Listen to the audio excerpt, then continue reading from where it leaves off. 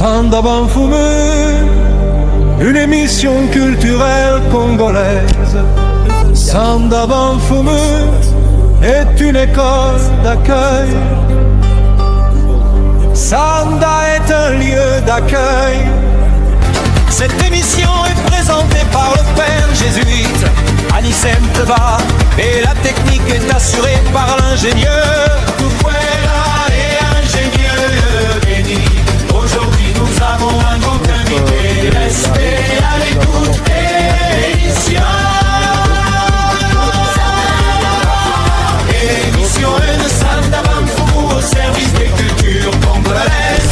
5, 4, 3, 2, 1, 5, 4, 3, 2, 1. Bonjour chers auditeurs de Sanda Banfumu. À l'occasion de la célébration de la journée de la vie consacrée, Sanda Banfumu est heureux de présenter à ses auditeurs deux figures missionnaires. Il s'agit de Père Jeff Despril et Guy Brichard, deux jésuites des broussards belges, des broussards héroïques. Sanda Banfumu, comme vous le savez, s'intéresse aux valeurs. Et ces deux jésuites présentent des qualités. Ils incarnent ces valeurs. Ils ont travaillé durant une trentaine d'années comme prêtres ex-curens, c'est-à-dire itinérants, à Djouma, dans le Kwilu, le diocèse de Kikwit. Les deux missionnaires jésuites broussards, le père Jeff Despril et Guy Brichard, se sont distingués par leur capacité à allier le ministère spirituel et la vie de terrain dans des conditions souvent précaires. Voici les qualités essentielles qui définissent leur profil. L'endurance physique et l'amour de la pastorale d'itinérance. Ils ont aimé les déplacements fréquents, parfois sur des routes impraticables. Leur mission se vivait en dehors du poste central, en marchant ou en roulant pendant des heures pour rejoindre les communautés chrétiennes locales. Ils étaient prêts à transpirer avec notre peuple, à partager leurs efforts physiques quotidiens. Deuxième qualité, la polyvalence et l'esprit d'initiative. Les deux broussards n'étaient pas seulement des pasteurs, mais des bâtisseurs, des gestionnaires d'écoles et de centres de santé. Ils devaient savoir improviser le catéchisme, les réunions et s'intéresser à des sujets concrets comme l'agriculture, l'éducation, l'économie locale pour aider les populations à mieux vivre. Troisième qualité, l'humilité et la proximité humaine. Ces qualités se manifestent par la présence gratuite des missionnaires. Ils étaient à l'écoute des gens, entraient dans leur maison, partageaient leurs repas et étaient présents lors des événements de la vie, au moment des naissances, des deuils, sans distinction de religion. Cette immersion a marqué le plus les habitants de Djouma, les habitants du territoire de la paroisse Saint-Guy de Djouma. La quatrième qualité, la capacité d'inculturation et d'ouverture d'esprit.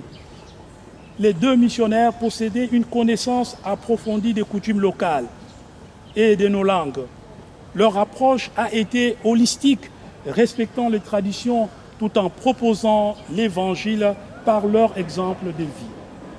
Cinquième qualité, la résilience et la maturité psycho-affective. Ils ont vécu loin des centres urbains et des commodités. Cela exigeait une grande force intérieure et un enracinement spirituel profond.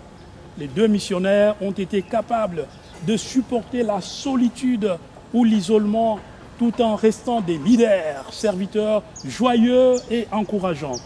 À travers la vie de ces deux missionnaires broussards, Sanda Banfumu s'appuie sur la vision de l'Église professée par le pape jésuite François. Selon le pape François, l'Église est appelée à sortir d'elle-même, à aller vers les périphéries, pas seulement géographiques, mais également celles de l'existence.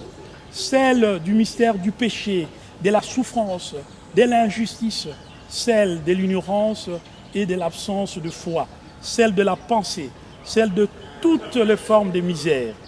il est bon de sortir de soi-même vers les périphéries du monde et de l'existence pour apporter Jésus, disait le pape François dans son homélie du 24 mars 2013. Le pape François a souvent parlé de son intérêt pour les périphéries, sociales ou géographiques. Il souhaitait que l'Église regarde le monde d'un autre point de vue que celui du centre, de Rome ou de l'Europe. C'est un autre point de vue que celui du centre. Ce changement de perspective permet des découvertes, autorise des prises de positions nouvelles, change de priorités pour regarder d'abord l'humanité des plus pauvres. Au centre se trouvent les richesses, les héritages, les grandes traditions qui façonnent une manière de voir le monde et d'interpréter l'Évangile. Mais, depuis les perspectives lointaines, les préoccupations changent pour se tourner vers ce qui est essentiel. Pendant son pontificat, le pape François a eu l'occasion de mettre en pratique cette préférence pour les périphéries. Regardons la liste des voyages du pape François. Au cours de ces 32 voyages apostoliques, sans compter ses visites sur les territoires italiens, il a parcouru tous les coins du monde. Le pape aura donc visité près d'une cinquantaine de pays différents. Ce nombre est déjà suffisant pour lire dans ce parcours géographique un message. 4 grandes orientations semblent déterminer les choix du pape. D'abord, son intérêt pour les pays les plus pauvres. Partout, il a apporté son soutien et son amitié à des peuples en difficulté. La deuxième catégorie inclut des pays où le pape a pu engager les dialogues interreligieux. La troisième catégorie comprend des pays qui travaillent à la reconstruction de la paix dans un contexte de menace d'instabilité. La dernière catégorie est celle des anniversaires ou des grandes rencontres internationales. Revenons à nos 2 pères Broussard héroïques. Sandaban-Fumu accueille 2 jeunes scolastiques de l'université Loyola du Congo qui vont répondre aux questions posées à nos 2 Broussards héroïques par 2 pères jésuites africains. Le père Claude Santime, d'heureuse mémoire, a interviewé le père Jeff Despril à l'occasion des célébrations ignatiennes en 2021. Et le père Nzouzi Bibaki, que nous appelons affectueusement GDF, a interviewé au Cervico le père Guy Brichard en 2019, avant son retour définitif en Belgique. Nos 2 jeunes scolastiques de l'université Loyola du Congo, le premier, Vital Kambundi Kitwadi, parlera au nom du père Jeff Despril, tandis que le second, Bienfait Mouyindo Mastaki, répondra aux questions au nom du père Guy Richard. Bonjour, cher père Jeff Despril. Pourriez-vous vous présenter brièvement? Bonjour, révérend père Anissé. Je suis père Jeff Despril, belge de nationalité, puis du côté flamand, je suis des Flandres. Je suis né le 10 avril 1943 et aujourd'hui, en 2021, j'ai 78 ans. Merci, père. Bonjour, père Guy Brichard. Pourriez-vous présenter brièvement? Bonjour, mon père. Je suis le père Guy Brichard. Je suis belge du côté wallon. Je suis né le 26 avril 1940 d'une famille de 9 enfants, dont je suis le 4e, de papa Richard Edgar et de maman Marie. Maintenant, je suis au Congo comme missionnaire. Merci, père. Nous allons longuement parler, échanger avec le père Jeff, puis nous reviendrons avec nos questions auxquelles le père Guy Brichard aussi répondra. Cher père Jeff, en quelle année êtes-vous arrivé au Congo? Très bien, je suis arrivé au Congo en 1968. À l'époque, je n'avais que 25 ans. c'était juste après mes études philosophiques. En effet, pendant que je faisais ces études-là, j'avais exprimé le désir de servir aux côtés des pauvres, des plus démunis. Et donc quand l'occasion s'est manifestée, mon supérieur n'a pas hésité de me proposer d'y aller et volontiers j'y ai collaboré. Et donc en 1968, j'ai atterri à l'aéroport de Njili. Je me rappelle encore comme si c'était hier, il y a de cela des années déjà. Et donc je suis au Congo, ça fait de cela plus de 30 ans. Merci Père Jeff. Nous allons atterrir dans votre milieu, dans votre fief que vous aimez bien, et Djouma. Quelle est la situation pastorale de la paroisse de Djouma en général et de votre ministère, des Broussards en particulier? Bien, la situation de manière générale se porte très bien, elle est sous contrôle.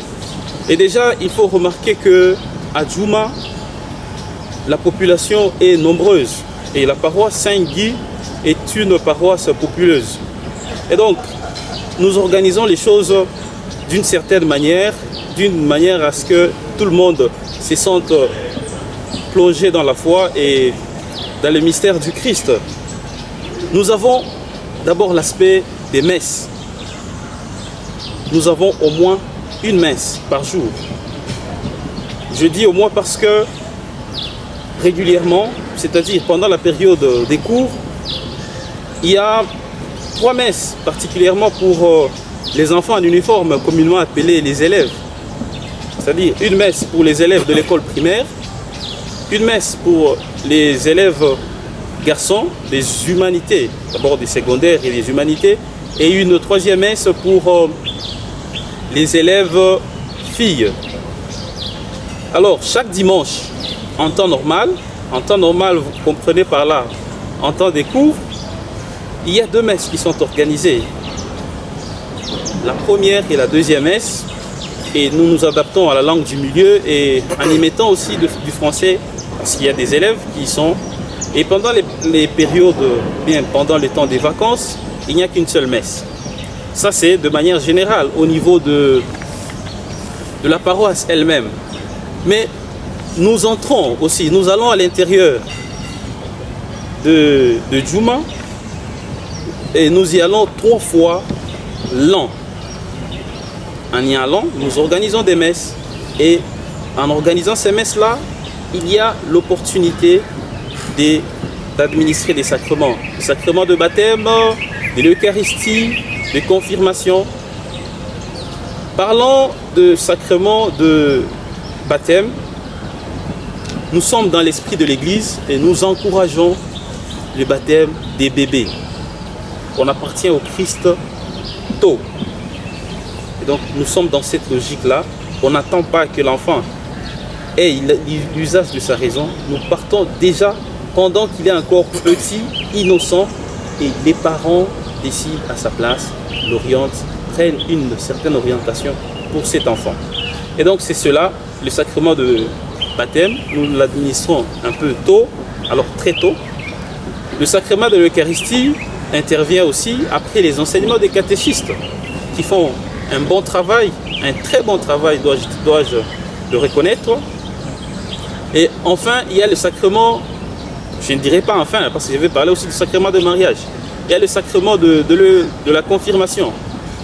Nous nous rassurons, avant d'administrer ce sacrement, que les enfants, les jeunes aient une certaine maturité. Parce que le sacrement de confirmation, c'est... On confirme l'Esprit Saint reçu au baptême.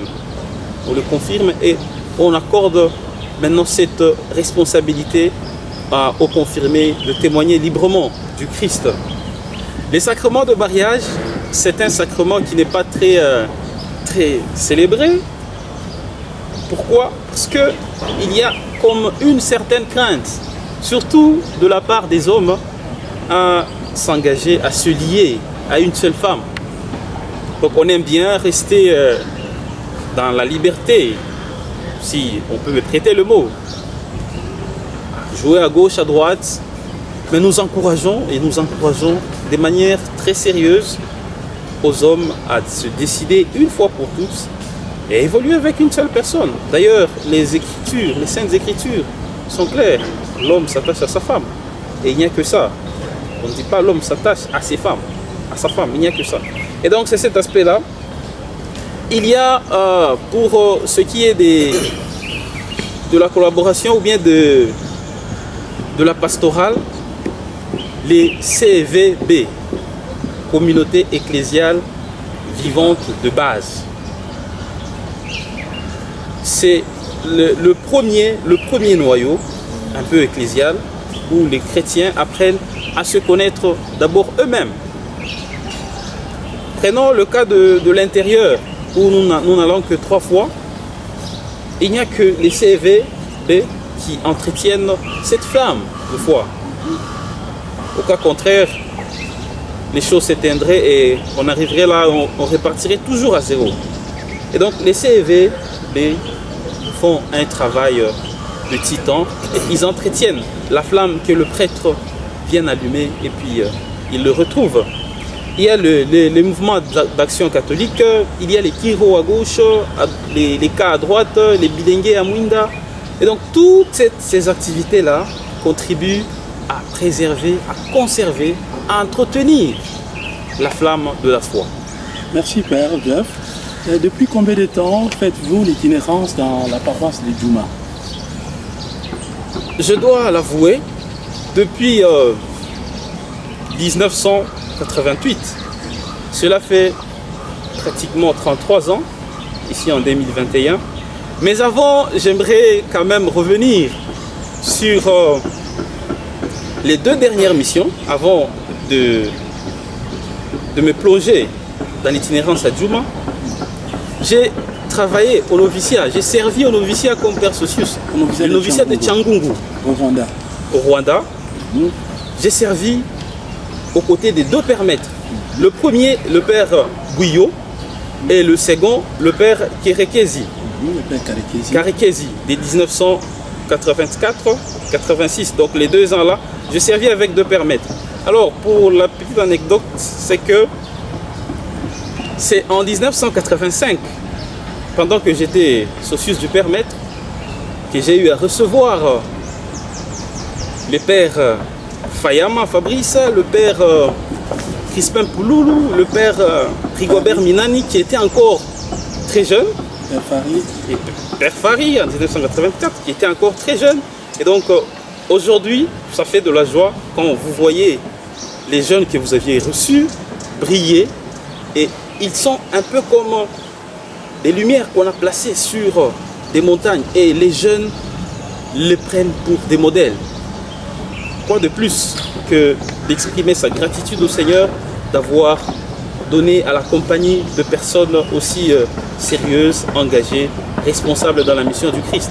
Et donc après cette mission du noviciat, je suis allé à Kikombo où j'ai fait l'itinérance avec mon ami de longue date, le père Guy Brichard d'ailleurs, avec qui on a servi longuement. Et ce n'est qu'après là que je suis allé à Saint-Guy, à Djouma, où j'évolue jusqu'à aujourd'hui. Merci Père. Que pensez-vous de la situation politique dans l'exercice de votre ministère? Est-ce que l'état, la situation politique congolaise, de la RDC, vous permet de travailler en paix, de travailler de façon aisée avec vos joints? Oui, je dois le dire clairement aussi, la situation politique ne favorise pas toujours le ministère de la brousse. Oui. À ne prendre que les voies de communication, les routes, l'état des routes. C'est lamentable, c'est dur de faire ces mouvements-là, partir des Djouma vers l'intérieur. Les routes ne sont pas praticables et ça ralentit un peu le ministère. Il suffit qu'il y ait des fortes pluies de manière permanente, la mission va beaucoup souffrir. En plus de cela, il y a peut-être l'aspect économique aussi.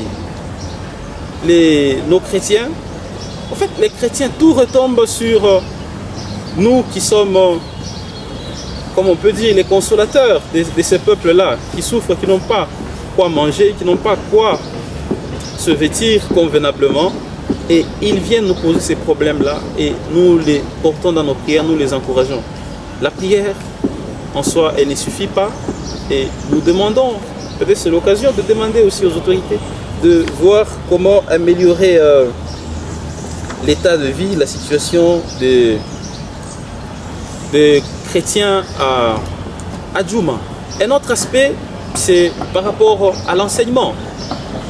Les inspecteurs qui sont là cherchent vraiment à apprendre le peu que le peuple dispose, dont le peuple dispose. Les élèves, on demande des frais à gauche, à droite, alors que les moyens laissent à désirer. Et donc, pour se retrouver, certains croient que c'est dans l'inspection de l'enseignement primaire, secondaire qu'on peut se réfugier. Et donc, en étant aussi là, on est sûr que avec beaucoup de chance, quand il y a des mutations, on partira de là. Et quitter ces endroits, les vider de ces intellectuels, c'est l'appauvrir encore davantage. Je crois qu'il y a moyen d'améliorer l'état des peuples là et la situation surtout financière, économique, en veillant aussi aux moyens de communication. Merci Père Jeff. Quels sont les obstacles auxquels vous êtes confrontés dans l'exercice de votre ministère en Brousse? Les difficultés que vous éprouvez? Les difficultés qu'on éprouve, elles sont remarquables. Nous pensons déjà aux pratiques magiques. D'abord, les pratiques magiques, la sorcellerie. Ce sont des choses qui nous retardent. Certains ont leurs croyances, pensent que les solutions ne viennent que de là. Et donc quand vous allez pour prêcher la bonne nouvelle, vous sentez cette résistance. Alors que ce sont des choses qui sont éphémères et ça ne produit pas des résultats escomptés. Il y a l'aspect des devins. Les devins qui causent trop de problèmes, qui divisent beaucoup. Les familles qui divisent les voisins entre eux, les membres de famille, oncles, tantes. Il y a ces tensions-là. Ça nous coûte énormément. Donc, c'est avec beaucoup de patience et beaucoup de peine que nous nous efforçons à faire entendre raison aux chrétiens, de pouvoir mettre sa foi et alors poser totalement sa foi en Dieu qui agit. Un Dieu qui n'est pas sans réaction. Le Dieu est vivant, il agit et il est aux côtés de ceux qui le cherchent. Merci Père Jeff. Quels sont les bons souvenirs que vous gardez de votre ministère de Broussard? Les bons souvenirs. Les bons souvenirs que je garde comme Broussard, c'est la joie. La joie des chrétiens. Vous savez, ceux qui habitent les milieux urbains pensent que la joie, c'est dans les matériels, la joie, c'est dans l'avoir, la joie, c'est dans le pouvoir. Mais en étant avec la population de Djouma, on comprend que la joie, c'est une grâce, c'est un don gratuit. Les chrétiens sont là, à l'idée seulement d'avoir une célébration eucharistique. Vous sentez l'engouement, vous sentez l'effervescence qui se dégage de cette nouvelle-là de la messe. Et donc, à ne voir que cela, je me sens comblé et je sens un peu, je suis contaminé, cette joie-là m'envahit tout d'un coup quand je vois ces peuples-là qui m'attendent pour des messes ou qui est content de me recevoir. Et donc ça fait de la joie et ça fait du bien. Merci Père. Comment vivez-vous les priorités apostoliques de la compagnie dans le contexte de votre apostolat? Oui, déjà, à partir de nos préférences apostoliques, je dois d'abord les énumérer. il y a la promotion des exercices spirituels, les discernements aussi, pour ceux qui discernement des exercices spirituels, le cheminement, cheminer avec les jeunes, marcher avec les exclus et prendre soin de notre maison commune. Les exercices spirituels, parlant d'abord de ce premier point, dans mon contexte à Djouma, c'est que nous encourageons nos chrétiens à être dans la logique de faire l'examen des consciences de manière régulière. C'est par l'examen des consciences qui est un exercice spirituel à ne pas négliger, puisque le fondateur de notre ordre, Saint Ignace de Loyola, il encourage les jésuites à ne jamais abandonner cette pratique de l'examen de conscience. Et c'est cela que nous tâchons d'inculquer dans les chefs de nos chrétiens. Et donc cette pratique-là les encourage pour beaucoup. Je me limite seulement à cet aspect-là de l'examen des consciences. Je pense que ça porte déjà ses fruits.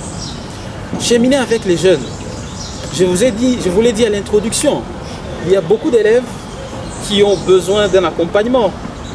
Vous savez, aujourd'hui, que ce soit à Djouma où je suis, que ce soit dans les milieux urbains, les jeunes sont comme abandonnés à eux-mêmes. Elles n'ont plus de repères.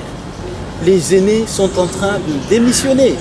Les parents lâchent les enfants à la quête de l'argent. Et donc, ça pose ces problèmes. Et donc, nous, comme prêtres, comme jésuites, nous sommes à côté de ces gens-là pour les guider, cheminer avec eux, les écouter, surtout les écouter. On les écoute, c'est en écoutant qu'on peut apporter tant soit peu une solution. Alors marcher avec les exclus, c'est un élément très important aussi. Déjà, nous sommes dans un monde où, quand vous vous présentez comme quelqu'un qui vient du village, il y a une minimisation qui s'impose. Et donc, nous, on fait voir que ce n'est pas le fait d'être au village, d'être dans un milieu reculé, qui vous fera perdre la dignité. Vous avez votre dignité, vous avez votre force comme personne, comme être aimé des dieux. Et vous devez croire en vous et donner le meilleur de vous-même là où vous êtes. C'est cela que nous essayons de montrer à ceux qui se sentent exclus. Même en étant à Djouma, certaines personnes qui y sont se sentent exclues. Donc ces gens-là, nous allons vers eux, les vieillards, contacts des sorciers, nous allons vers eux pour les écouter, pour leur donner de l'espoir, de la force à pouvoir gagner cette joie, à reprendre cette joie de vivre. La prise en charge de notre maison commune, prendre soin de notre maison commune. Notre maison commune, il va de soi que c'est la terre. C'est la maison dans laquelle nous sommes. Et si nous parlons de sur laquelle nous sommes, c'est aussi notre maison, la terre. Nous encourageons les chrétiens, nos chrétiens, à prendre soin de la terre. Déjà, dans leur manière de faire l'agriculture, c'est une manière de contribuer à mettre en valeur la terre et à l'entretenir. Nous leur encourageons, nous les encourageons à veiller sur les immondices, à les entretenir, à veiller sur leurs poubelles. Donc là, nous insistons sur des petits faits, avoir des toilettes propres, des maisons bien nettoyées. Quand on est pauvre et on est propre, il n'y a pas de problème. On a la joie de vivre et ça nous suffit. Et donc c'est cela, nous essayons d'inculquer toutes ces valeurs-là à partir des préférences apostoliques universelles. Merci Père Jeff. Voilà. Alors comment envisagez-vous le futur de la pastorale à Djouma et auriez-vous d'autres propositions? Si je sais bien que vous êtes le dernier flamand de la partie occidentale de notre province. Est-ce que vous pensez un jour encourager les jeunes à cet apostolat, puisque vous semblez déjà être émérite du ça? Très bien, exactement. J'encouragerai les jeunes confrères. Je suis jésuite, bien que je suis sur mes 78 ans. J'ai mes jeunes compagnons jésuites dans cette province de l'ACE. Je les encouragerai à aimer plus, à aimer désirer la mission aux côtés des pauvres, notamment à Djouma, Pelende, à Inyangi et ailleurs. Et de ne pas, peut-être, pour bien servir, de ne pas y aller seul, d'être toujours à deux. Et quand on est à deux, on apprend à voir les grâces de Dieu.